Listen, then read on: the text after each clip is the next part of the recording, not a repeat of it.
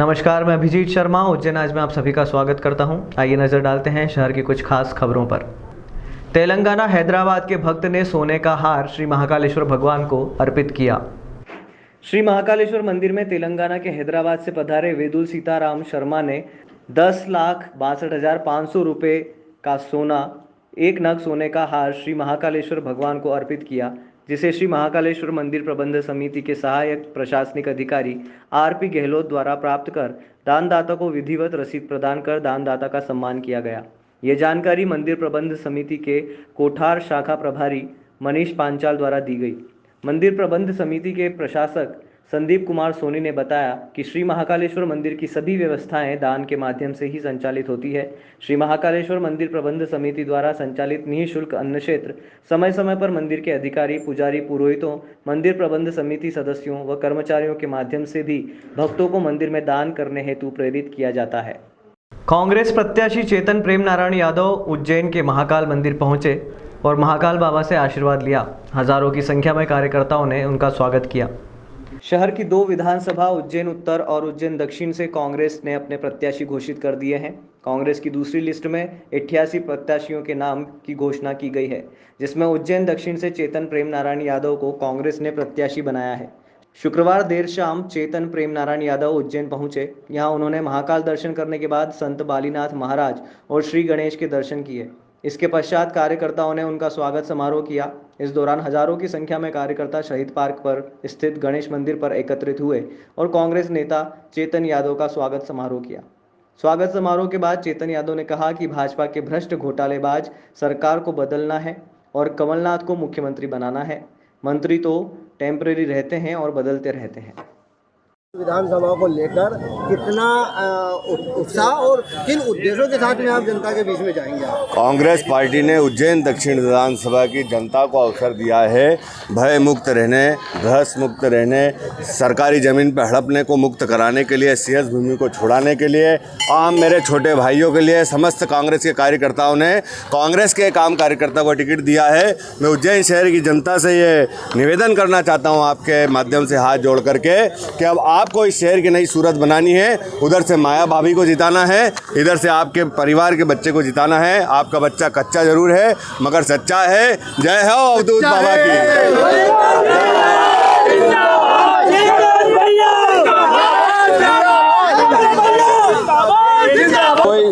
कोई टक्कर नहीं है, भ्रष्टाचार और ईमानदारी की कोई टक्कर नहीं होती। ईमानदारी हमेशा श्रेष्ठ रहती है और ईश्वर की कृपा से, बाबा महाकाल की कृपा से कांग्रेस पार्टी की सरकार बनेगी। दोनों जगह पर कांग्रेस पार्टी चुनाव जीतेगी और इस शहर की जनता का मान रखेगी। जो परिवर्तन चाहते हैं उसको निश्चित रूप से लाएंगे कांग्रेस जन। अरे यार क्या हाँ, पार्षद से एक अब सीधे आपको विधानसभा का अवसर मिला है। ये सीधा अवसर नहीं है। 3 मरतबा से मेरे पिताजी इसी कॉन्स्टिट्यूंसी से टिकट मांगते थे। उन्होंने 78 से अपनी राजनीति शुरू करी, उसके बाद 83 से लगातार टिकट मांगते रहे। ये एक बात अलग है कि जब उनका मौका था तब उन्हें हृदयघात हुआ और उन्होंने टिकट नहीं लिया। तो उनके भी 20 साल और मेरे 22 साल में 2000 से पार्षद हूँ और आज 23 हो गए हैं। तो 45 साल की वंदना और प्रार्थना है आप लोगों से। आप सब लोग मदद करिएगा। जरूर होगा, प्रभु की कृपा है। सबका वनवास खत्म होगा, आपका भी, पत्रकार बंधुओं का भी वनवास खत्म होगा। जो आप रण भी आप और नीति भी आप लोगों, सब लोग आप जानते हो, सब आप ही तय करोगे। विधानसभा निर्वाचन में राजनीतिक विज्ञापनों का प्रमाणन जिला स्तरीय एमसीएमसी कमेटी द्वारा किया जा रहा है। साथ ही पेड न्यूज की 24 घंटे मॉनिटरिंग भी की जा रही है। निर्वाचन आयोग के आदेश पर कलेक्टर कुमार पुरुषोत्तम द्वारा जिला स्तरीय मीडिया सर्टिफिकेशन एवं मॉनिटरिंग कमेटी का गठन किया गया है, जिसमें संयुक्त संचालक जनसंपर्क रश्मि देशमुख, जिला जनसंपर्क अधिकारी संतोष उज्जैनिया, दिलीप श्रीवैया सहित अन्य अधिकारियों और कर्मचारियों को नियुक्त किया गया है। इसके लिए कंट्रोल रूम का निर्माण किया गया है, जिसमें 24 घंटे पेड न्यूज़ पर नज़र रखी जा रही है। साथ ही राजनीतिक विज्ञापनों का प्रमाणन एमसीएमसी कमेटी के पास आवेदन प्राप्त होने पर उसकी जांच कर प्रस्तावित विज्ञापन प्रसारण योग्य है या नहीं, इसका निर्णय करेगी। ऐसा निर्णय आवेदन प्राप्त होने के 2 दिनों के भीतर लिया जाकर आवेदक को सूचित करना होगा। राजनीतिक दलों, अभ्यर्थियों को सुविधा देने एवं विज्ञापन के प्रमाणन के कार्य को तेजी से पूर्ण करने के लिए आवेदन का निराकरण उसी दिन किए जाने का प्रयास किया जाएगा। विज्ञापन प्रसारण योग्य होने की दशा में प्रसारण के लिए प्रमाण पत्र एमसीएमसी कमेटी जारी करेगी।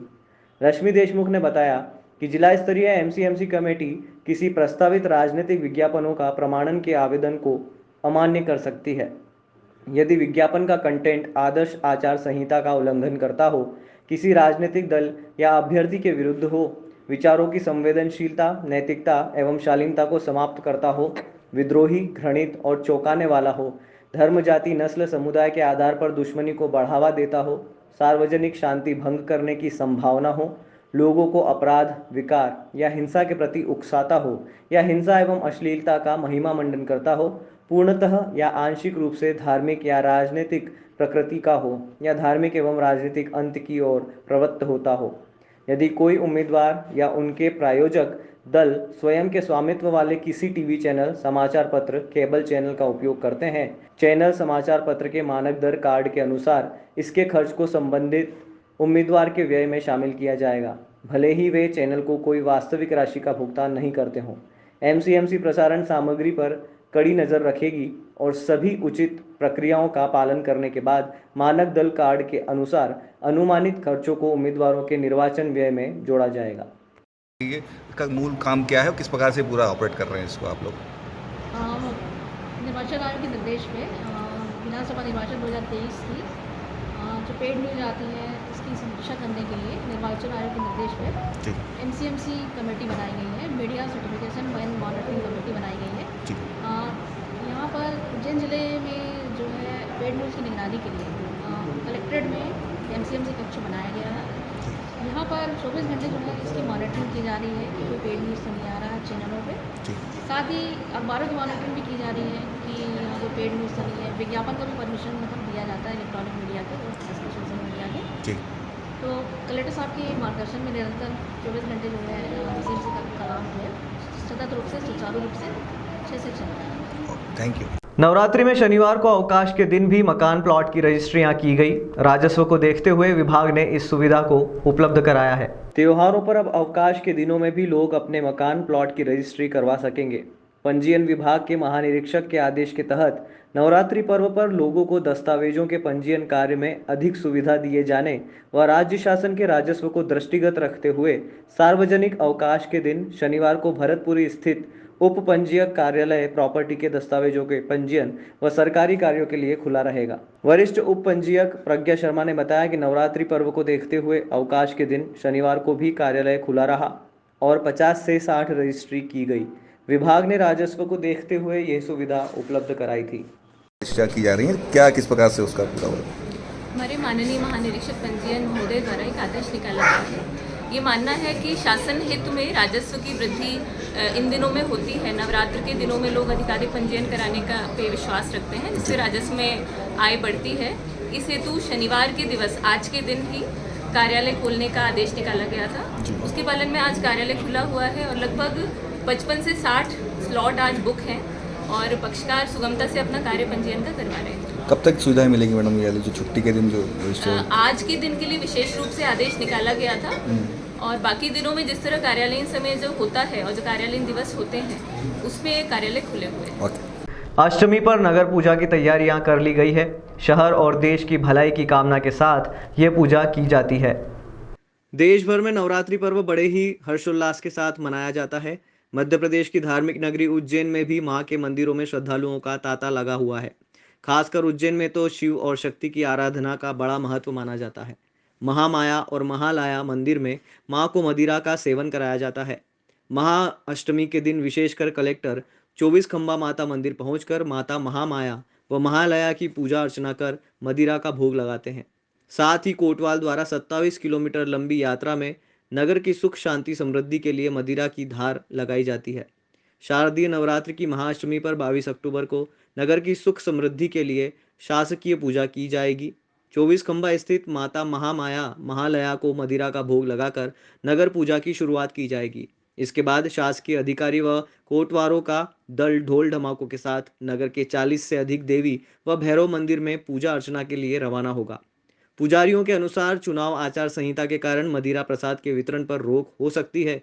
मान्यता है कि राजा विक्रमादित्य के समय से नगर में शांति समृद्धि के लिए 24 खंबा माता मंदिर पर माता को भोग लगाने की परंपरा है, लेकिन अब कलेक्टर को ही राजा के रूप में माना जाने लगा है। इसलिए अष्टमी के दिन कलेक्टर माता महामाया और महालया को मदिरा का भोग लगाते हैं। इसके बाद मदिरा की धार 27 किलोमीटर के दायरे में 40 माता और भैरव मंदिरों पर पूजन करते हैं। यात्रा का समापन इसके बाद होता है। मान्यता है कि नगर के आखिरी हंडेश्वर भैरव मंदिर पर मदिरा की हांडी को फोड़कर पूजा संपन्न मानी जाती है। कल महाअष्टमी की पूजा है जिसमें माता को मदिरा का भोग लगाया जाता है। इसके पीछे का इतिहास कुछ इस प्रकार है कि राजा विक्रमादित्य उनके ज़माने में यहाँ पे आके पूजा किया करते थे उज्जैन की सुख शांति के लिए। उज्जैन में कोई भी विपदा या कोई भी समस्या आती थी, वो खुद यहाँ पे आके माता को मदिरा का भोग लगाया करते थे, फिर वो विपदा दूर हो जाती थी। तब से ऐसी परंपरा चली आ रही है कि साल में एक बार उज्जैन जिले के जो कलेक्टर महोदय है वो स्वयं आके यहाँ पे माता को मदिरा का भोग लगाते हैं उज्जैन की सुख शांति के लिए। ये पूरी 27 किलोमीटर की यात्रा होती है। मदिरा की धार लगती हुई 27 किलोमीटर तक ये यात्रा चलती है। फिर अनपात मार्ग पे हांडी फोर्ट भैरव नाम का मंदिर है, वहाँ पे जाके ये जो पूजा है ये समाप्त हो जाती है। अभिषेक पुजारी। हांडी फोर्ट भैरव हैं उज्जैन में, जो राजा विक्रमादित्य के समय से 4 खम्बा माता के वहाँ से पूजा स्टार्ट होती है, जिसमें प्रशासनिक अधिकारियों द्वारा वहाँ पूजन शुरू करके एक हंडी में मदिरा की धार माता जी के ऊपर चढ़ाई जाती है। फिर वह नगर में तमाम जगह जगह जितने भी धार्मिक स्थल हैं जो इस पूजा के उसमें आते हैं, वहाँ पूजन करते हुए फिर सबसे लास्ट में 27 किलोमीटर की यात्रा होती है, सबसे बाद में यहाँ आते हैं। और यहाँ प्रशासनिक कर्मचारी रहते हैं, कुछ अधिकारी रहते हैं, और भक्तगण तो रहते ही हैं, उनके साथ में काफिला चलता है। फिर इधर आते हैं और फिर लास्ट में यहाँ इनका भैरव का पूजन करते हैं, और जो हंडी होती है उसको यहाँ फोड़ देते हैं। और उसके जो सब जगह जो सिंदूर चढ़ाते हैं, उस सिंदूर की जो चिन्नी होती है उसको प्रसाद के स्वरूप में ले जाते हैं। कहते हैं, ऐसी मान्यता है हमारे परंपरा में कि उस चिन्नी को अपने घर पे रखते हैं, जिससे घर में बरकत होती है और अपनी मनोकामना पूरी होती है। यह चमत्कारी भैरव हैं, अनादिकाल से इनका पूजा विधान चला आ रहा है। हमारा नाम महंत राघवेंद्र दास। अब वक्त हो चला है एक ब्रेक का, मिलते हैं ब्रेक के बाद।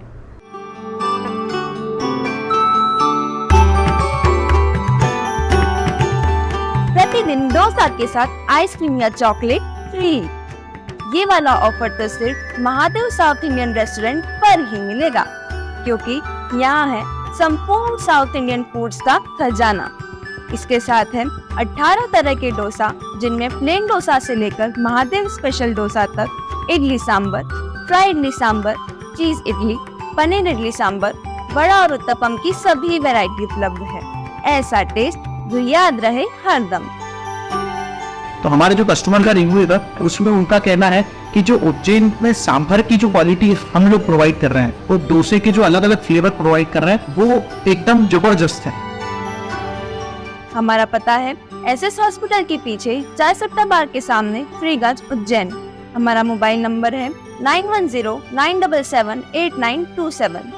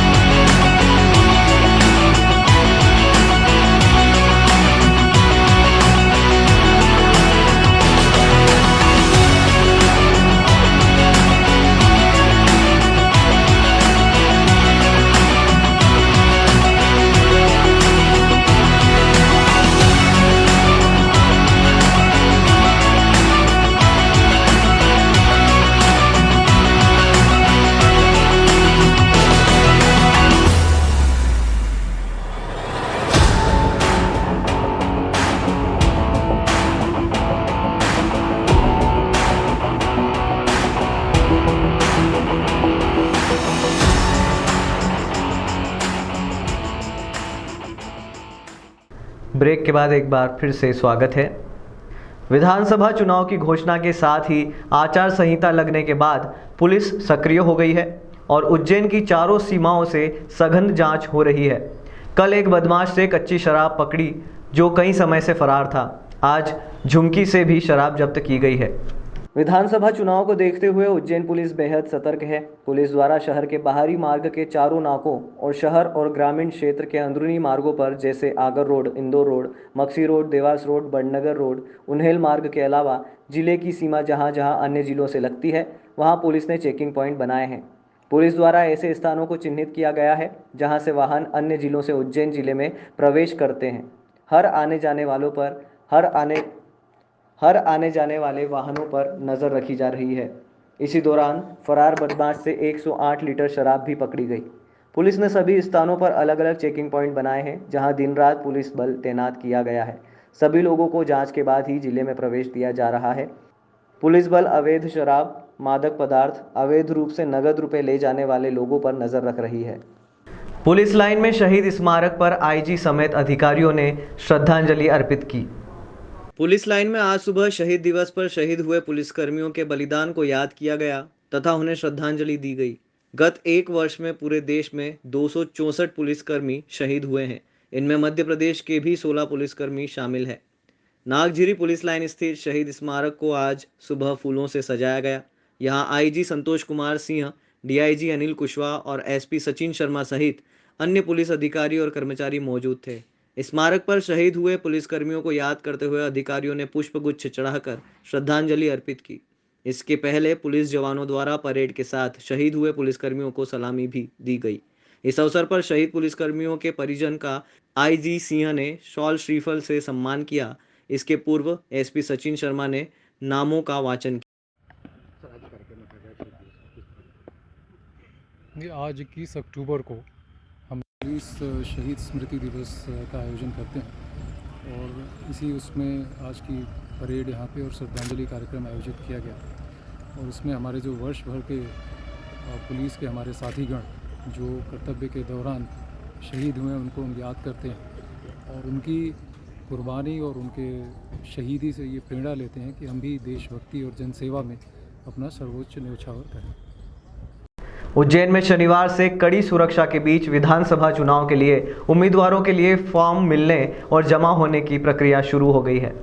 विधानसभा निर्वाचन क्षेत्रों के लिए रिटर्निंग ऑफिसर और सहायक रिटर्निंग ऑफिसर अधिसूचित किए जाने के साथ ही फॉर्म भरने की प्रक्रिया शुरू हो गई। कोठी स्थित कलेक्ट्रेट पर कड़ी सुरक्षा में उज्जैन उत्तर और दक्षिण विधानसभा के लिए अधिकारियों ने निर्धारित समय में काम शुरू कर दिया है। कलेक्टर एवं जिला निर्वाचन अधिकारी कुमार पुरुषोत्तम ने विधानसभा निर्वाचन 2023 के अंतर्गत जिले के विधानसभा निर्वाचन क्षेत्रों के लिए रिटर्निंग ऑफिसर व सहायक रिटर्निंग ऑफिसर अधिसूचित किए जाने के आदेश जारी करने के बाद उज्जैन दक्षिण विधानसभा क्षेत्र के लिए अपर कलेक्टर एवं सीईओ स्मार्ट सिटी आशीष पाठक को रिटर्निंग ऑफिसर, तहसीलदार उज्जैन ग्रामीण अर्चना गुप्ता, नायब तहसीलदार उज्जैन ग्रामीण सुभाष सुनेरे और नायब तहसीलदार कोठी महल दरियाव सिंह भूर्रा को बनाया गया है। उज्जैन उत्तर विधानसभा क्षेत्र के लिए एसडीएम उज्जैन शहर लक्ष्मी नारायण गर्ग को रिटर्निंग ऑफिसर तथा तहसीलदार उज्जैन नगर रूपाली जैन, तहसीलदार कोठी महल सुश्री शेफाली जैन और नायब तहसीलदार राधेश्याम पाटीदार को सहायक रिटर्निंग ऑफिसर ने फॉर्म का वितरण शुरू कर दिया है। केंद्रीय भैरूगढ़ जेल में हुए जीपीएफ गबन कांड में प्रभावित हुए जेल प्रहरियों का पैसा अब उनके अकाउंट में आना शुरू हो गया है। शुक्रवार रात जेल के दो मुख्य प्रहरी गणपत सूर्या और राजेंद्र सेन के खातों में जैसे ही उनके जीवन भर की कमाई लौटी, पूरे परिवार के चेहरों पर खुशी की लहर छा गई। कुछ दिनों पहले जेल महानिदेशक उज्जैन पहुंचे थे, जिन्हें अपनी व्यथा बताते हुए राजेंद्र सेन की आंखों में आंसू आ गए थे। उन्होंने बेटी की शादी का हवाला दिया और बताया कि उनके पास बेटी की शादी के लिए रुपया नहीं है। अब राजेंद्र सेन के अकाउंट में जीपीएफ का लगभग 14 लाख रुपए आने के बाद वे अपनी बेटी की शादी धूमधाम से कर सकेंगे। राजेंद्र सेन ने मीडिया से बात करते हुए कहा कि 24 नवंबर को झांसी के ईसाई टोला क्षेत्र में उनकी बेटी अनीता सेन की बारात आना है। पैसा लौटने के बाद अब पूरे परिवार ने सुकून की सांस ली है। इसके अलावा एक अन्य जेल प्रहरी गणपत सूर्या के अकाउंट में भी उनकी जीपीएफ के पैसे आ गए हैं। शुक्रवार रात मध्य प्रदेश जेल डीजी राजेश चावला ने गणपत और उसके परिवार से बात कर उन्हें बधाई दी। अब उम्मीद की जा रही है कि आने वाले कुछ दिनों में सभी जेल प्रहरियों के खातों में उनके हक का पैसा लौटेगा। ज्ञात हो कि 8 माह पहले उज्जैन की केंद्रीय भैरूगढ़ जेल में हुए कर्मचारियों की विभागीय भविष्य निधि के खातों से फर्जी आवेदन व साइन के आधार पर जेल की लेखा कंप्यूटर शाखा के बाबू प्रहरी रिपुदमन सिंह ने गबन किया था। मार्च 2023 में गबन कांड उजागर होने के बाद से पीड़ित कर्मचारियों की जीपीएफ व डीपीएफ खाते सील थे और 8 महीने से रुपए वापस मिलने का निराकरण नहीं हो पा रहा था। लेकिन 17 अक्टूबर को डीजी जेल के उज्जैन आने के बाद पीड़ित कर्मचारियों ने फिर हाथ जोड़े। उनके सामने प्रहरी गणपत सूर्या तो बेटी को लेकर पहुंच गए व रोने लगे कि जवान बेटी की शादी की तारीख 6 महीने आगे बढ़ा चुके हैं। इन्हीं आंसुओं के बाद डीजी ने भोपाल पहुंचते ही कर्मचारियों को पैसा वापस मिले इस दिशा में प्रयास किए और कर्मचारियों के खाते में राशि जमा होना शुरू हो गई। ज्ञात हो कि मुख्य आरोपित रिपुदमन सह आरोपित जेल अधीक्षक उषा राजे सहित 5 से 6 आरोपियों ने मिलकर केंद्रीय जेल भैरूगढ़ में करीब 15 से 17 करोड़ रुपए का गबन किया था, जिसमें उन्होंने जेल के करीब 100 कर्मचारियों को अपना निशाना बनाया और उनके खातों से राशि निकाल ली। अब सब कुछ ठीक रहा तो सोमवार तक सभी 56 खातों में 5,66,33,359 रुपए की राशि पहुंच जाएगी। इसके लिए उज्जैन जेल अधीक्षक मनोज साहू समेत अन्य अधिकारियों को भी कोषालय में सतत संपर्क रखते हुए जल्द से जल्द सारी कागजी प्रक्रिया पूरी करने में जुटाया गया है। बाकी अन्य राशि का गबन कागजातों में हेरफेर, खरीदी सहित अन्य में की गई है। भाजपा ने आज शाम अपने प्रत्याशियों की फाइनल लिस्ट जारी कर दी है, जिसमें उज्जैन उत्तर से अनिल जैन कालूहेड़ा को प्रत्याशी बनाया गया है। आज शाम को भारतीय जनता पार्टी ने अपने बचे हुए उम्मीदवारों की सूची जारी कर दी। इसमें उत्तर विधानसभा क्षेत्र से पार्टी के प्रदेश कोषाध्यक्ष अनिल जैन कालूहेड़ा को प्रत्याशी बनाया गया है। श्री जैन का नाम घोषित होते ही कार्यकर्ताओं में खुशी की लहर दौड़ गई। नाम घोषित होने के बाद जैन ने सबसे पहले उत्तर विधानसभा के विधायक पारस जैन के पैर पड़कर आशीर्वाद लिया। इसके बाद वो अपने दशहरा मैदान स्थित घर पहुंचे, जहां कार्यकर्ताओं ने उनका गर्मजोशी के साथ स्वागत किया और जमकर आतिशबाजी कर खुशी का इजहार किया। यहीं पर आलोट विधानसभा क्षेत्र के भाजपा प्रत्याशी चिंतामणि मालवीय भी पहुंचे, उनका भी कार्यकर्ताओं ने स्वागत किया। भाजपा प्रत्याशी अनिल जैन कालूहेड़ा और चिंतामणि मालवीय ने टिकट मिलने पर पार्टी हाईकमान का आभार जताते हुए कहा कि भाजपा द्वारा प्रदेश और शहर में कराए गए विकास कार्यों का लाभ पार्टी को मिलेगा और देश में एक बार फिर बहुमत के साथ भाजपा की सरकार बनेगी। देखिए, पार्टी का विश्वास तो हमेशा ही था। पार्टी ने मुझे सांसद बनाया, पार्टी ने मुझे प्रदेश उपाध्यक्ष जैसे वरिष्ठ दायित्व को जिम्मेदारी दी और उसके बाद पार्टी ने फिर से मुझे विधानसभा का टिकट दिया है। और निश्चित रूप से आलोट जो है वो मेरा बिल्कुल घरेलू क्षेत्र है। मैं बहुत आता जाता रहा हूँ, वहाँ के मतदाताओं से मेरा बहुत निकट और पारिवारिक और बहुत हार्दिक संबंध है। तो निश्चित रूप से हम बड़े मार्जिन से चुनाव जीतेंगे और वहाँ आलोट एक बहुत संभावनाओं का क्षेत्र है, विकास की बहुत संभावना है वहाँ पर और हर तरह की सुविधाएं वहाँ उपलब्ध है। वहाँ रोड कनेक्टिविटी है, पर्याप्त जल है, गवर्नमेंट लैंड है, रेलवे कनेक्टिविटी है। तो निश्चित रूप से हम जो आलोट को बहुत विकसित आलोट बनाएंगे। कार्यकर्ता के रूप में काम करते करते आज भी मैं कार्यकर्ता के रूप में हूँ और सभी कार्यकर्ताओं के स्नेह प्रेम के कारण मुझे पार्टी ने यह दायित्व दिया है और इस दायित्व का निर्वहन पार्टी के कार्यकर्ताओं के साथ मिल करके उज्जैन के अंदर समाज सेवा के रूप में एक अच्छा कीर्तिमान स्थापित कर पाऊं, इसलिए भारतीय जनता पार्टी ने मुझे यह अवसर प्रदान किया है। इस प्रकार आप मैदान में जाएंगे चुनाव से? भारतीय जनता पार्टी की जो रीति नीति एजेंडा है, क्योंकि भारतीय जनता पार्टी लगातार काम कर रही है और 20 वर्षों में भारतीय जनता पार्टी ने जो काम किए हैं वो आप सब देख रहे हैं। बाबा महाकाल लोक का जिस बात उद्घाटन हुआ उसके बाद से उज्जैन के अंदर बिल्कुल प्रसन्नता का वातावरण है। ऐसे कई काम हम आगे करने वाले हैं। आज के इस अवसर पर मध्य प्रदेश भारतीय जनता पार्टी के सम्माननीय अध्यक्ष आदरणीय विष्णुदत्त शर्मा जी, आदरणीय सम्माननीय मुख्यमंत्री आदरणीय शिवराज सिंह जी, भारत के प्रधानमंत्री आदरणीय नरेंद्र मोदी जी, आदरणीय जगत प्रसाद नड्डा जी, आदरणीय अमित भाई शाह जी, आदरणीय भूपेंद्र यादव जी और आदरणीय हितानंद जी भाई साहब सहित सभी का मैं अभिनंदन करता हूँ और उनके प्रति आभार और कृतज्ञता ज्ञापित करता हूँ। आज के अंक में फिलहाल इतना ही। अगले अंक में फिर मुलाकात होगी, तब तक के लिए नमस्कार।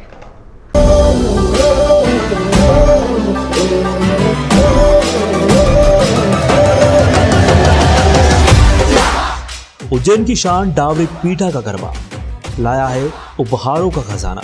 प्रतिदिन गरबा खेलने वाली युवतियों को लकी ड्रॉ द्वारा टीवी, फ्रीज, वॉशिंग मशीन, सिलाई मशीन, साइकिल एवं मिक्सर जैसे अन्य 31 इनाम एवं 1000 के नाम सभी नियमित गरबा खेलने वाली युवतियों को वितरित किए जाएंगे। आयोजक शेरू जायसवाल मित्र मंडल।